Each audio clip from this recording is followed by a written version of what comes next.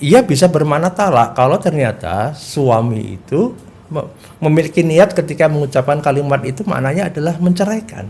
Ya. Jadi ketika suami mengatakan kalimat ini dengan maksud adalah menceraikan istrinya, maka telah jatuh talak. Ya. Tetapi kalau tidak, ya berarti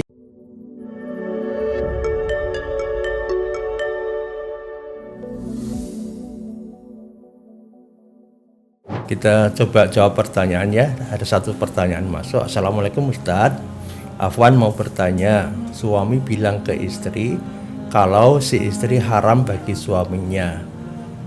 Apa kata itu sudah termasuk talak buat si istri? Nah, untuk si penanya ini perlu kami sampaikan bahwasanya kalimat ini termasuk kinayah. Kinayah itu tidak memiliki makna secara langsung, artinya tidak syarih. Syarih itu misalkan kalau talak itu mengucapkan kata saya ceraikan kamu, saya talak kamu. Kalau orang Jawa bilang saya pegat kamu, itu syarih. Tapi kalau yang kinayah itu tidak memiliki makna yang langsung. Nah, kalimat ini termasuk kinayah. Tapi kinayah di sini karena menggunakan kata si istri haram bagi suami, ini bisa bermakna 4 hal. Yang pertama adalah ia bisa bermakna talak kalau ternyata suami itu memiliki niat ketika mengucapkan kalimat itu maknanya adalah menceraikan. Ya. Jadi ketika suami mengatakan kalimat ini dengan maksud adalah menceraikan istrinya, maka telah jatuh talak. Ya. Tetapi kalau tidak, ya berarti ya tidak, gitu loh. Itu yang pertama.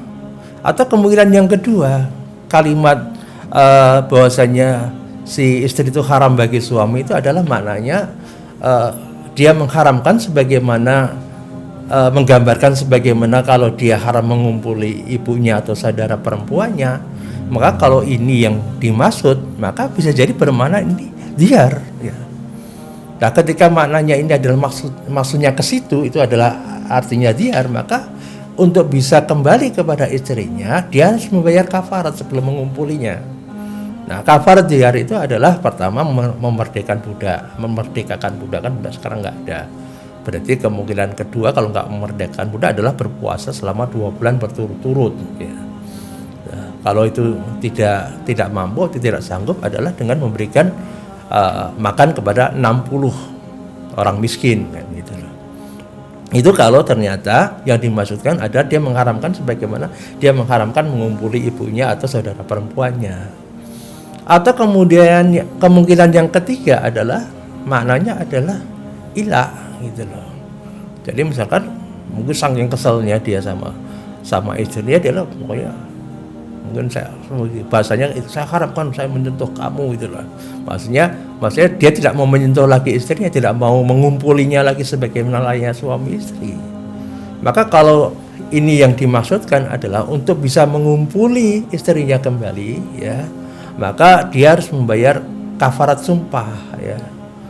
Adapun kalau kafarat sumpah itu adalah pertama membebaskan budak. Kalau itu hari ini tidak mungkin dilakukan, maka kemudian ya pilihannya adalah memberi makan 10 orang miskin atau memberikan pakaian, atau yang ketiga berpuasa selama 3 hari.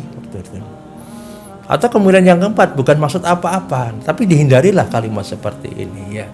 Kalimat seperti ini dihindari, termasuk kadang suka ada ya di antara saudara-saudara kita berseloroh, misalkan dia lagi bepergian sendiri, lah kemana istrimu, lagi bujang kok. Nah, hati-hati kalimat seperti ini. Kalau ternyata kalimat itu adalah dimaknai tiga hal itu, ya bisa jadi ada konsekuensi hukumnya.